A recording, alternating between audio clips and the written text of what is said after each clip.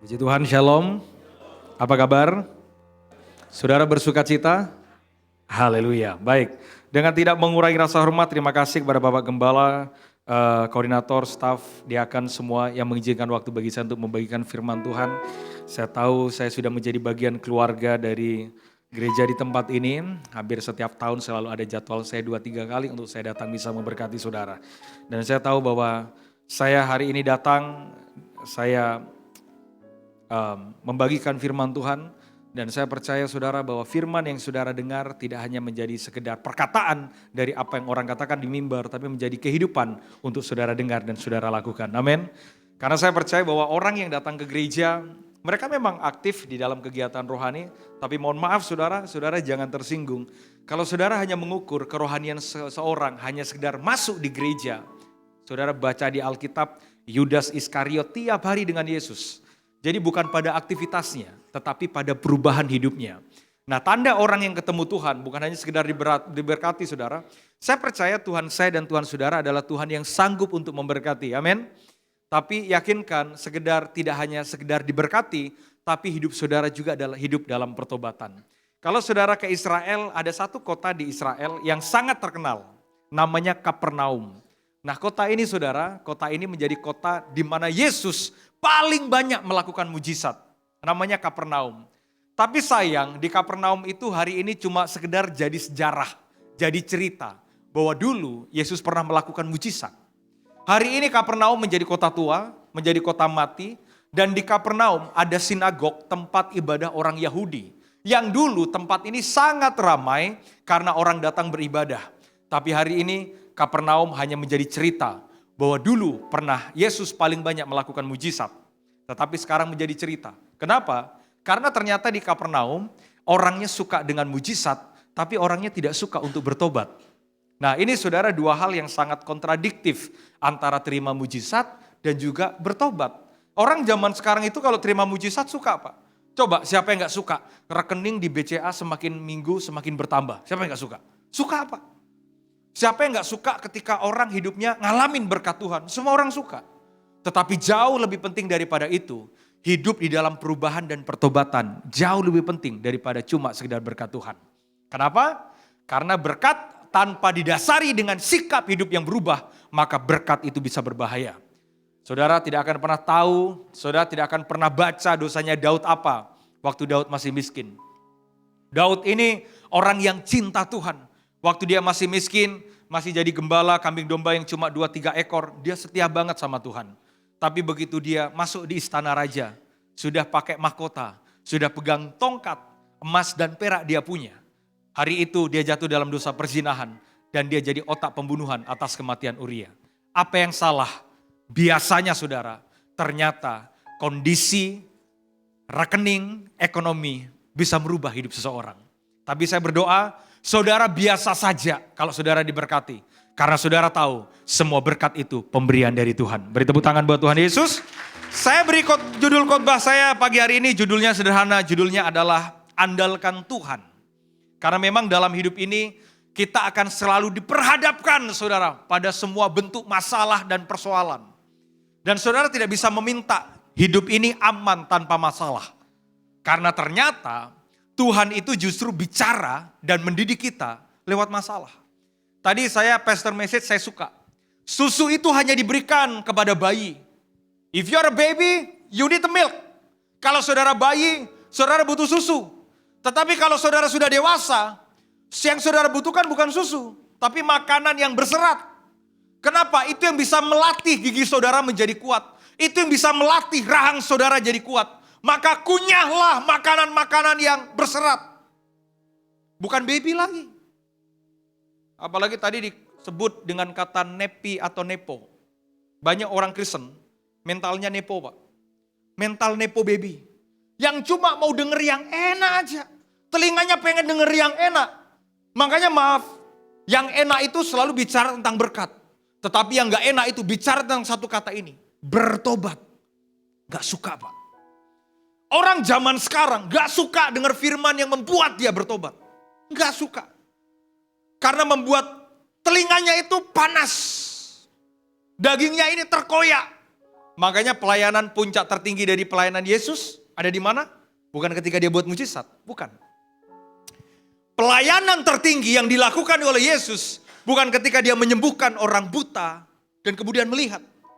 Tetapi pelayanan puncak tertinggi yang Yesus lakukan dalam pelayanannya adalah dia memberikan hidupnya mati di atas kayu salib. That's Christianity. Gak ada apa. Orang yang mau melakukan itu. Orang kalau mau diberkati suka. Tapi untuk memberikan hidupnya buat orang lain. Tidak banyak orang yang mau. Makanya Kristen yang sehat bukan Kristen yang cuma sekedar diberkati. Tetapi Kristen yang menjadi berkat buat orang lain. Nah, dalam hidup ini kita akan diperhadapkan pada masalah, persoalan, apalagi pergumulan. Dan hari itu orang Israel mengalami ini. Tuhan itu berjanji sama orang Israel. Tuhan itu janji begini, Musa bawa umatku, orang Israel keluar dari tanah Mesir. Setelah mereka keluar dari tanah Mesir, Tuhan janjikan satu tempat, namanya apa? Tanah Perjanjian. Semua orang suka Pak tanah perjanjian. Karena di tanah perjanjian itu penuh susu dan madu. Tanah perjanjian itu penuh dengan kelimpahan. Tanah perjanjian itu penuh dengan berkat Tuhan. Tetapi ada satu kondisi yang harus mereka lewati. Apa itu? Padang gurun. Nah, orang suka pada tanah perjanjiannya, tetapi orang tidak suka Pak pada padang gurunnya. Karena di padang gurun itu panas. Padang gurun itu gersang. Dan orang tidak suka.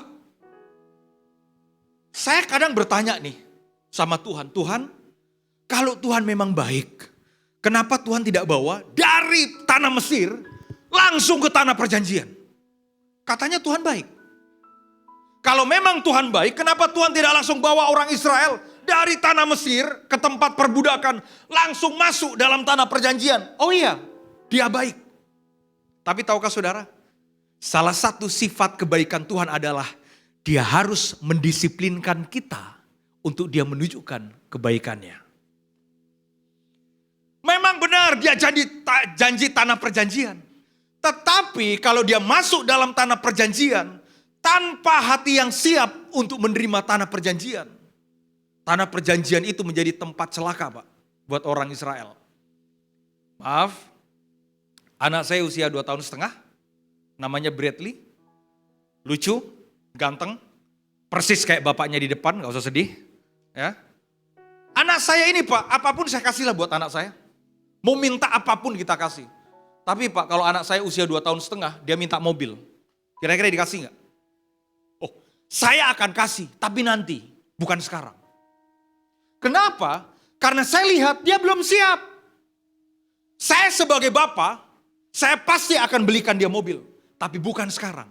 Terkadang Tuhan menunda untuk tidak memberikan sekarang. Karena Tuhan tunggu saudara siap.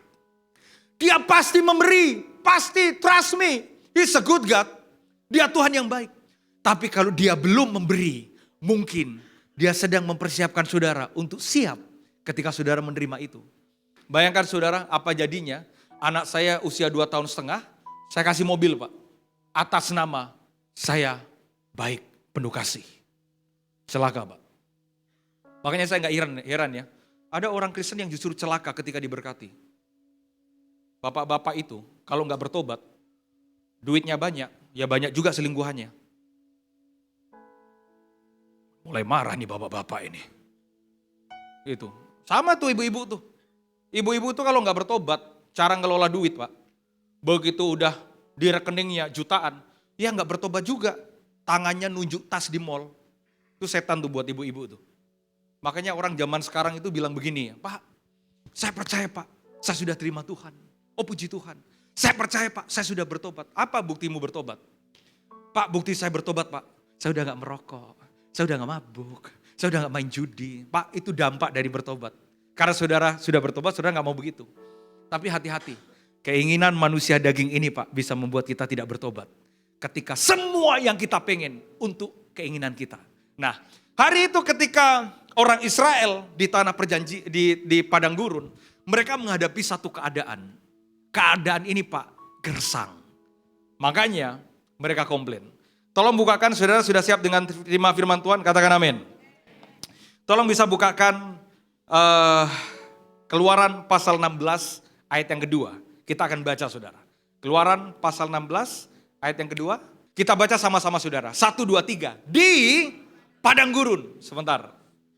Tuhan janji dari Mesir ke tanah perjanjian, betul?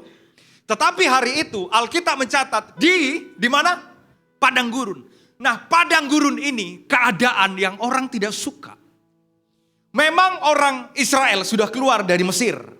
Tetapi ternyata Tuhan pakai padang gurun untuk menyingkirkan mental Mesir, Pak. Mental Mesir, orangnya sudah keluar dari Mesir, tapi mentalnya belum. Apa sih mental Mesir?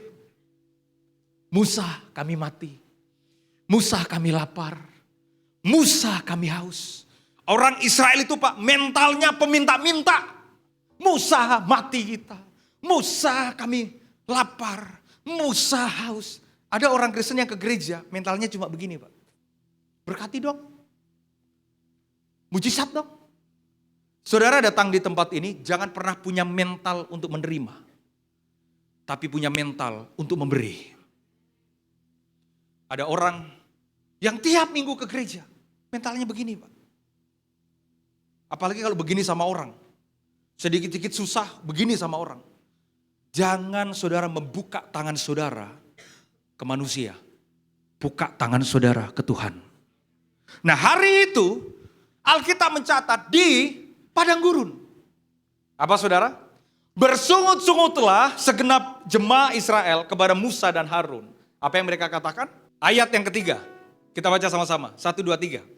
Dan berkata kepada mereka, kalau kami mati tadinya di tanah Mesir oleh tangan Tuhan, ketika kami duduk menghadapi kuali berisi daging dan makan roti sampai kenyang.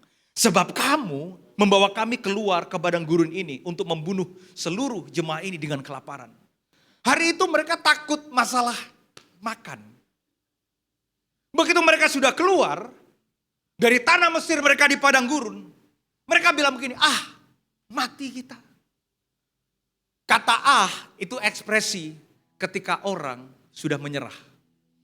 Berapa banyak waktu kita punya masalah, kita pun sama. Kayaknya keadaan udah gak baik. Mampus kita. Bisnis hancur. Orang Israel itu Pak di padang gurun 40 tahun. Wow. Can you imagine? 40 tahun Pak mereka di padang gurun. Dan ternyata dari titik Mesir ke tanah perjanjian yang orang percaya sekarang jadi bagian dari Palestina, dari Palestina juga. Tahu saudara jaraknya berapa? Cuma 1 minggu. Harusnya cuma 1 minggu di tanah perjanjian. Tapi orang Israel muter 40 tahun. Apa sih yang salah mereka muter di 40 tahun? Yang salah begini. Mereka bersungut-sungut tadi menurut ayat tadi itu. Mereka ngomel sama Tuhan. Coba saudara. Dari Mesir. Mereka 40 tahun di padang gurun. Baru masuk dalam tanah perjanjian. Kenapa? Karena ketika mereka 40 tahun di padang gurun, mereka ngomel, bersungut-sungut, protes sama Tuhan. Makanya maaf ya, hidupnya mereka itu muter aja di situ. Ada orang Kristen yang begitu, hidupnya muter aja itu. Dia tetap sama, gak ngalamin berkat Tuhan. Mungkin saudara terlalu banyak komplain dan bersungut-sungut sama Tuhan. Maaf saudara. Padang gurun disediakan Tuhan untuk memproses dan mendewasakan hidup saudara. Jangan takut selama ada di padang gurun. Percayalah, sekalipun engkau ada di padang gurun, Tuhan sanggup untuk memunculkan mata air di padang gurun. Karena pada faktanya di padang gurun, orang Israel tidak pernah kelaparan. Karena pada faktanya di padang gurun, orang Israel tidak pernah kehausan. Kenapa? Sekalipun padang gurun, kalau ada Tuhan, pasti jadi sorga buat saudara. Makanya mentality Pak, jangan iman dipengaruhi sama keadaan. Kalau keadaannya baik diberkati baru bilang Tuhan baik. Kalau keadaannya buruk, apakah saudara tetap bilang Tuhan baik? Saudara, hidup itu pada akhirnya kita tidak dengar cerita tentang kebaikan Tuhan. Jangan suka dengar kesaksian, jangan suka jadi orang Kristen. Kita tuh kadang jadi orang Kristen suka banget dengar kesaksian. Tapi hidup kita gak pernah jadi kesaksian.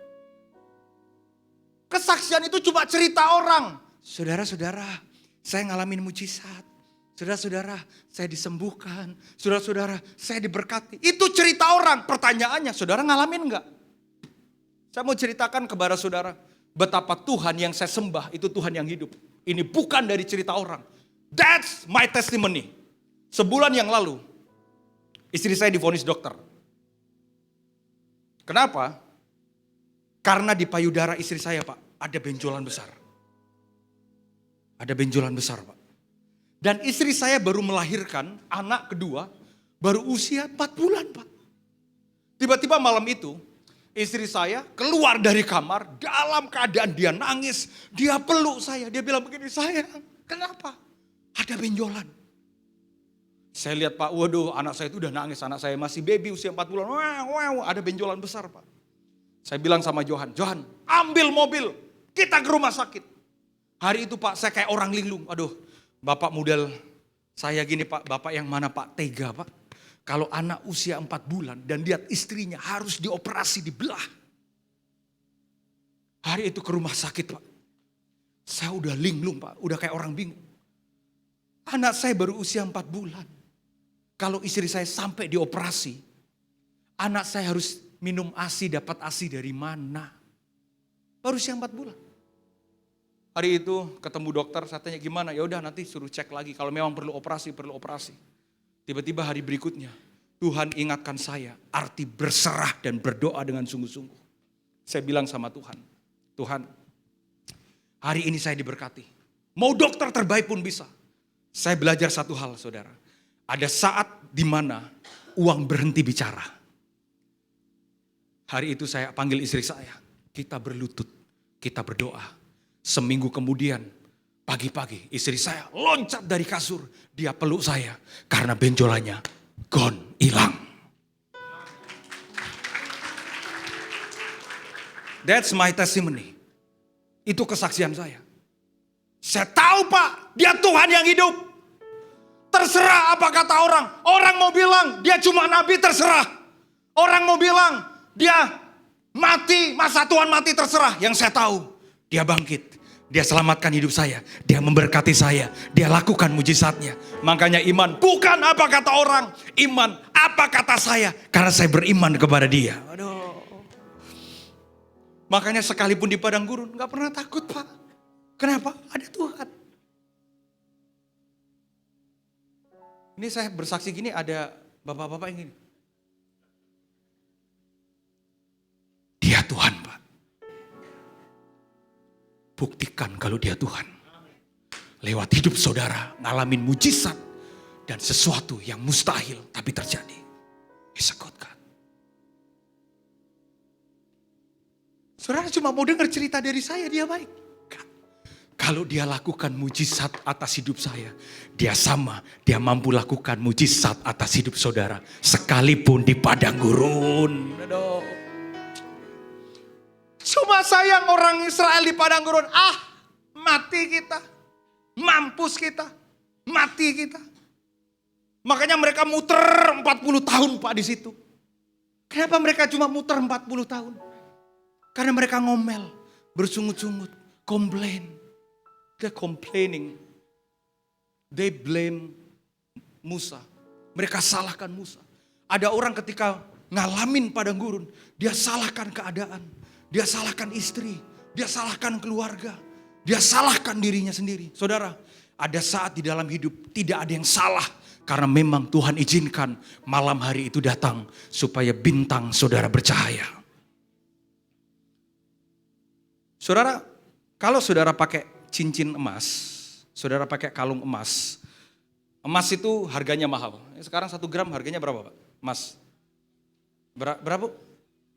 1,4, Bu. Wah, Ibu peka sekali ya tentang emas ya. Ya di sini ada emas yang mahal juga, emas Jawa lah, emas Bekasi, ini kan banyak juga. Emas itu harganya sekarang 1.400.000 ya. Oke. Saudara, buat saudara yang pakai emas dan saudara punya simpanan emas. Saudara, emas itu hari ini 1 gram 1.400.000. Tolong bisa ditampilkan. Tapi emas untuk menjadi emas yang murni itu butuh proses, namanya proses peleburan. Dan saudara tahu berapa derajat yang dibutuhkan dari seonggok batu yang mengandung emas untuk dia menjadi emas yang murni. Emas itu tidak akan menjadi mahal kalau emas itu tidak dilebur, kalau emas itu tidak dipanaskan. Maka untuk emas ini menjadi mahal, emas itu perlu dibakar. Setelah dia ditambang, dia perlu dibakar, dia perlu dileburkan. Dan itu butuh panas. Titik lebur emas itu ada di titik 1064 derajat Celcius. My goodness, panas banget Pak. Kita kadang baru 30 derajat Celcius udah, Tuhan kok panas ya. Kita baru diomongin tetangga, telinga kita udah ikutan panas. Emas itu untuk dia sampai mahal, dia butuh titik lebur 1064 derajat Celcius. Jadi panas banget. Tapi panas dari titik lebur 1064 derajat Celcius itu untuk memisahkan antara emas dengan logam-logam murahan. Termasuk tanah, termasuk pasir, termasuk bebatuan. Emas tidak akan pernah mahal kalau emas tidak mengalami proses peleburan. Sederhana. Kalau saudara mengalami proses yang namanya padang gurun dan panas, itu karena Tuhan mau membentuk saudara supaya saudara mahal di hadapan Tuhan. Kita mau mahal, tapi kita nggak mau dileburkan. Makanya kadang saudara ngalamin proses kan, proses kehidupan. Semua tujuannya apa sih? Mendidik saudara supaya jadi mahal. Makanya kalau saudara baru telingamu panas karena omongan tetangga, nggak usah marah. Karena gosip, nggak usah marah. Karena mungkin Tuhan izinkan semua proses padang gurun itu untuk membentuk hidup saudara. Supaya saudara jadi mahal di hadapan Tuhan. Orang kalau mahal Pak, dia nggak mungkin murahan. Sorry, emas tidak pernah ditempatkan di telapak kaki. Emas tidak pernah diinjak-injak Pak. Karena tahu emas itu mahal. Emas buat ibu-ibu disimpan di tempat yang khusus. Karena dia tahu emas itu mahal. Makanya saudara ini batu yang ada emasnya. Bukan batu di jalanan. Ada orang yang dia ngakunya dia emas. Tapi kelakuannya kayak jalanan. Kalau saudara mahal, saudara gak akan pernah murahan. Nah hari itu ada orang di Alkitab yang ngalamin proses yang cukup berat. Namanya Daud. Hari itu Daud, dia di satu keadaan di mana anak istrinya ditawan oleh musuh. Ketika anak istrinya ditawan oleh musuh, semua prajuritnya menyalahkan dia. Sering kayak begitu ya, ketika masalah ada, semua orang menyalahkan orang lain. Tolong bukakan ayat berikutnya dalam kitab 1 Samuel, ini pasal yang ke-6. Dan hari itu Daud sangat terjepit saudara. Kenapa Daud sangat terjepit? Karena semua orang menyalahkan dia. Anak istrinya ditawan, apalagi harta bendanya dirampas, dibawa lari. Dan dalam keadaan terjepit, kita baca. Dan Daud, apa saudara? Sangat terjepit karena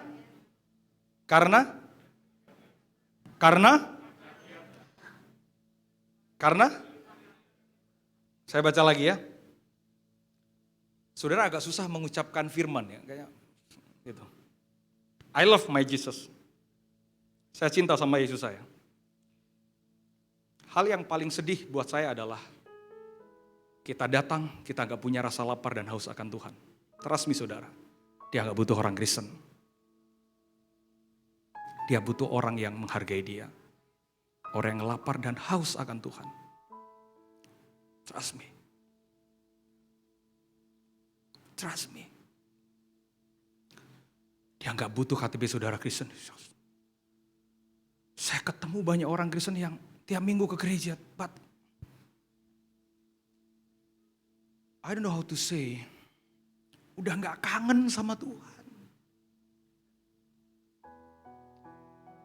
Udah gak cinta sama Tuhan.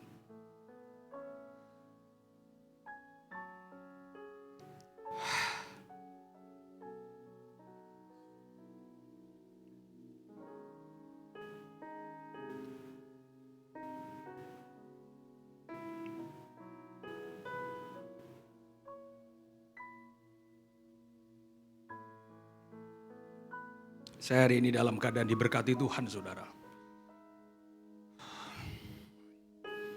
Tanya sama staf saya, I'm really blessed.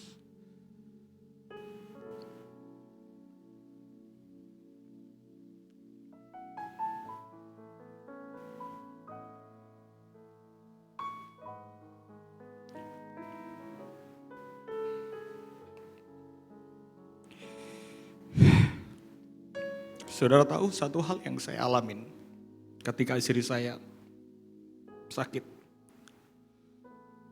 Di rekening saya ada uang cash 1,1 miliar.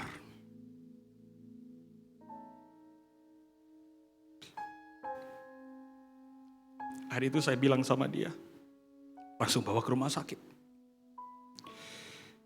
Tuhan tegur saya, Pak. Kamu ngerasa rumah sakit yang kamu butuhkan? No, aku yang kamu butuhkan. Saya bilang sama istri saya, cari dokter yang terbaik.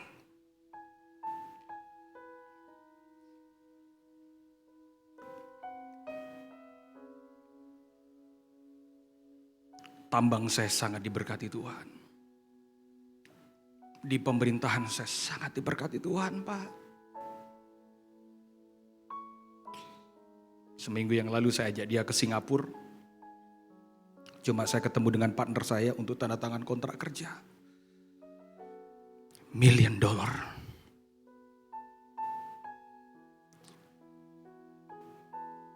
Tapi Tuhan ajar saya, Pak, satu hal, Pak. Trust me.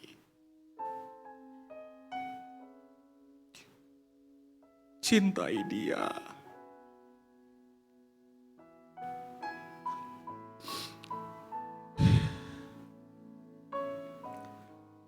Cintai dia, saudara.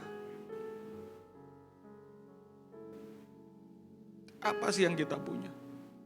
Kita bangga karena rumah kita 2. Apalagi punya ajudan, punya fasilitas. Bukan itu, Pak.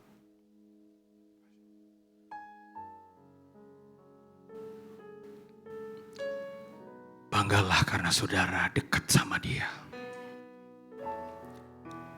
Banggalah saudara, saudara menyembah dia hari ini. Itu yang saya rasakan ya.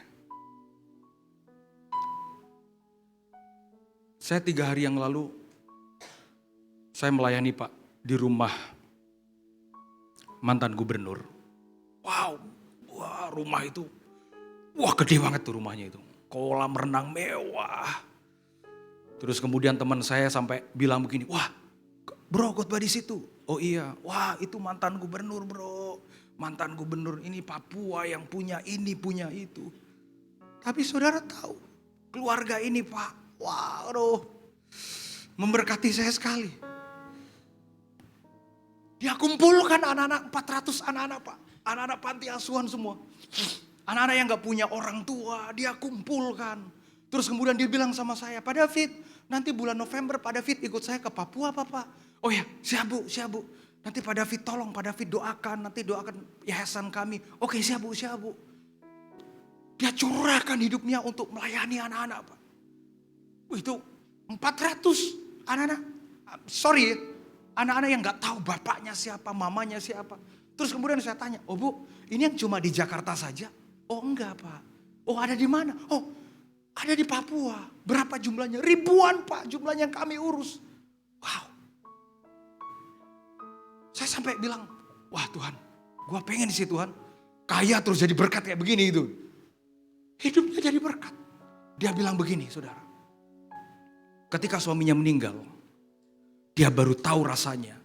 Kekayaan tidak ada artinya apa-apa. Tapi cinta akan Tuhan, itu yang jauh lebih penting. Saya renungkan Pak ketika saya pulang. Sementara dia lagi nyetir mobil saya di belakang. Saya renungkan, ya benar Tuhan ya. Apa gunanya kita punya semuanya. Kita tuh pengen Pak cari yang di sini Pak. Tapi buat orang-orang yang sudah ada di sini Pak. Itu udah gak penting. Wah, saya ke Singapura. Tanya sama Johan. Saya ketemu dengan 10 orang terkaya di Indonesia. Biasa aja Pak. Oh ya apa kabar? Wow. Duitnya triliunan. Jalannya biasa aja Pak. Kita kadang duit cuma jutaan, jalan udah kayak triliunan gitu kan kita jalan itu. Wah saya belajar Pak dari nilai-nilai itu. That's your God. Apa yang bisa kita kasih ke Tuhan? Kita kasih uang kita Come on. Semua dia punya. Semua dia punya. Nanti malam saudara dipanggil Tuhan juga. Semua saudara gak bawa. Kalau hari ini saudara dikasih kesempatan. Come on. Kita kasih yang terbaik. Karena kita datang untuk menyembah Dia hari ini. That's your God. That's your God. No, kembali. Waktu itu Daud, anak istrinya Pak ditawan. Ketika anak istrinya ditawan, semua hartanya diambil. Hari itu dia sangat terjepit. Dan Alkitab bilang begini. Dan Daud sangat terjepit karena apa? Rakyat mengatakan hendak melempari dia dengan batu. Terus, seluruh rakyat itu telah pedih hati. Masing-masing karena anaknya laki-laki dan perempuan. Tapi yang saya suka kalimat ini. Tetapi Daud, apa saudara? Menguatkan kepercayaannya kepada Tuhan Allahnya. Wow. Ketika semua orang menyalahkan dia. Daud, gara-gara kamu anak istri kita tertawan. Kotanya namanya Ziklag terbakar. Terbakar habis. Harta benda sudah diambil. Semua orang menyalahkan Daud. Tetapi yang saya suka ketika semua orang menyalahkan keadaan. Daud memilih untuk menguatkan hatinya kepada Tuhan. Semua orang menyalahkan dia. Tapi Daud, dia kuatkan hatinya Pak. Datang kepada Tuhan. Dan yang saya suka dari Daud. Ayat berikutnya. 1 menit lagi saya selesai. 1 Samuel 30 ayat 7. Mari kita baca sama-sama saudara. 1, 2, 3. Lalu Daud memberi perintah kepada Imam Abiatar bin Ahimelek. Bawalah efod itu kepadaku. Maka Abiatar membawa efod itu kepada Daud. Ketika semua menyalahkan Daud. Daud bilang begini. Bawa efod. Saudara tahu efod itu apa? Efod itu Pak, jubah penyembahan. Efod itu jubah imam. Daud bukan imam. Daud raja.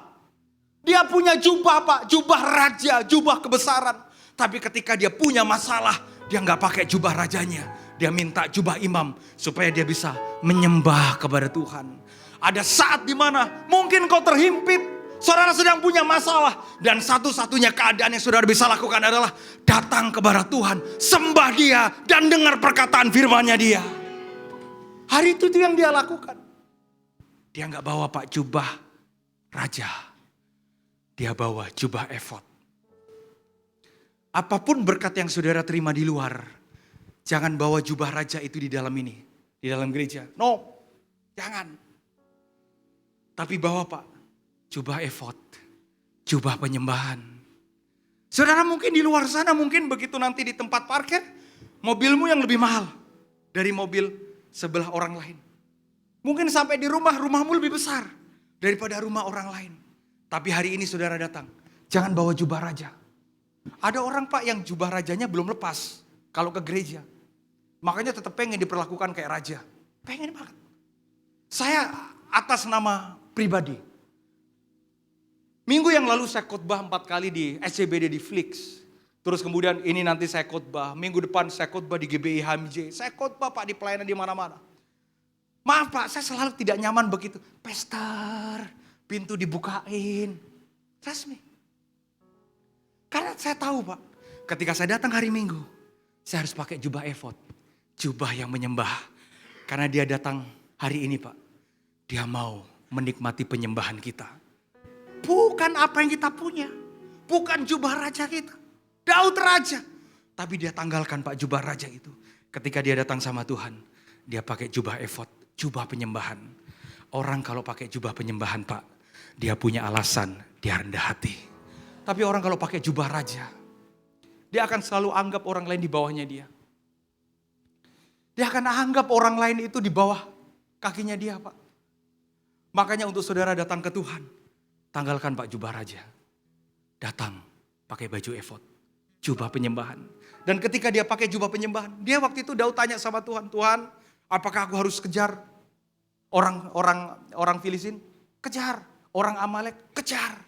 Ketika saudara pakai jubah penyembahan, saudara akan lebih peka untuk dengar suara Tuhan. Amin. Saudara bangkit berdiri. Kasih I love this one. Sekalipun ku berjalan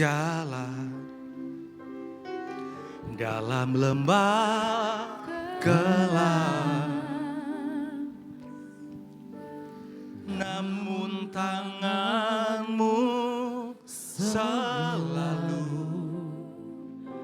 menopang hidupku saat ku dalam ketakutan. Singing.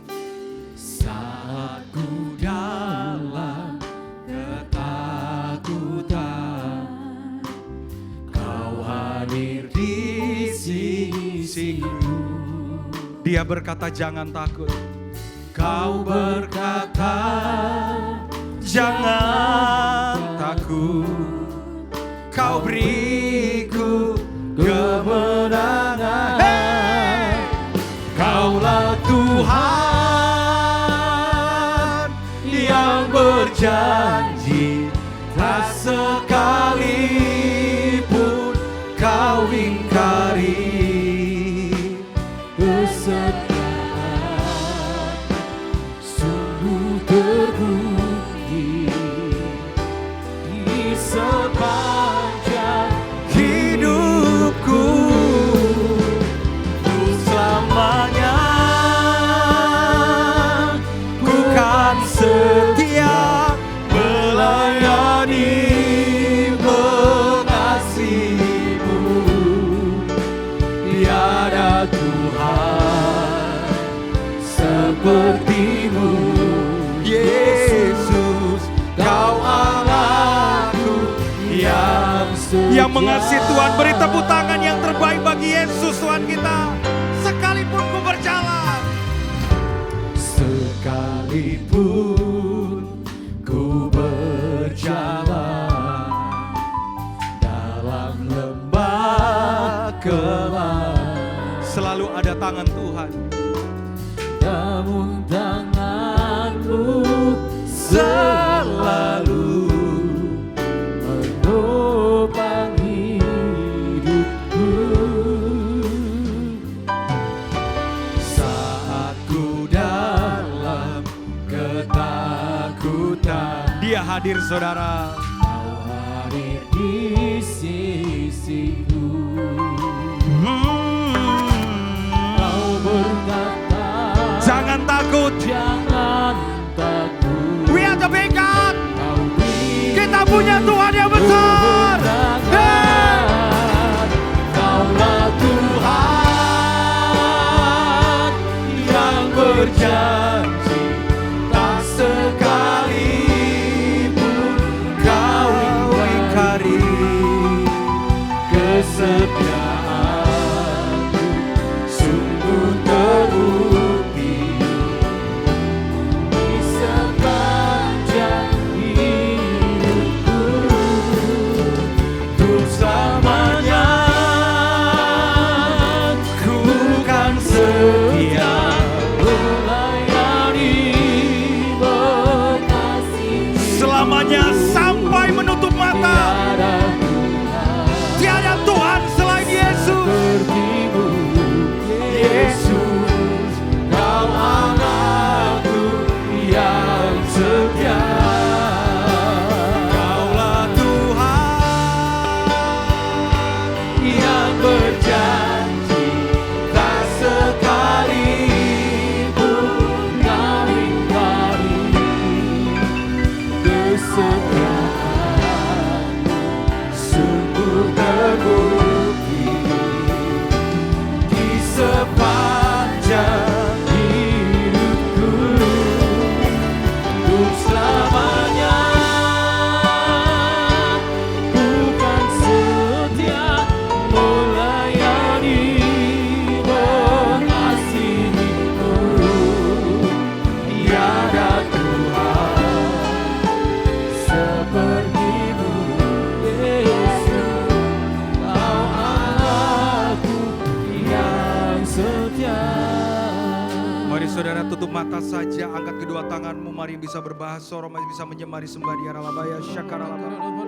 Aku berdoa dalam nama Yesus, setiap tangan-tangan yang terangkat, setiap tangan-tangan yang terangkat dalam nama Yesus, kalau Tuhan izinkan hidup mereka ada di padang gurun, karena Engkau membuat mereka menjadi mahal di hadapan-Mu Tuhan. Dalam nama Yesus, apa yang terjadi kepada istriku, Ketika sakit terima mujizat, aku berdoa dalam nama Yesus yang sakit sembuh.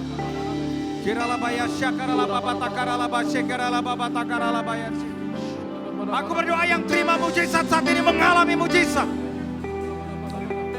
Aku berdoa yang saat ini mengalami padang gurun. Tidak lama lagi Tuhan bawa engkau ke tanah perjanjian. Ada tanah perjanjian yang Tuhan sediakan atas hidupmu.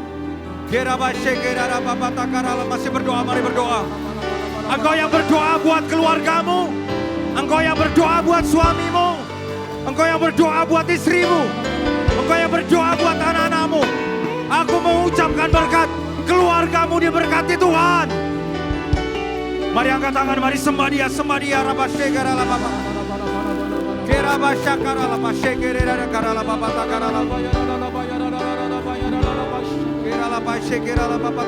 Mari sembah dia, sembah dia.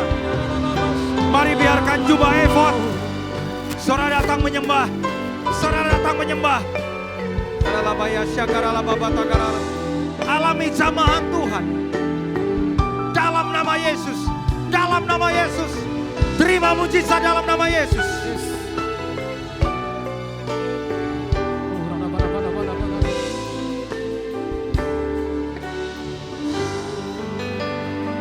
Aku punya Tuhan yang Yes, Lord. besar, yang telah berjanji dan sanggup menggenapi imanku bersepakat percaya kuasanya. Ku terima sekarang kemenangan darimu. Saudara punya Tuhan. Aku punya Tuhan yang besar, yang telah berjanji dan sanggup menggenapi. Mampu bersepakat percaya kuasanya. Ku terima sekarang kemenangan. Kami terima Tuhan. Ku terima sekarang kemenangan darimu. Sekali lagi katakan, ku terima sekarang kemenangan darimu.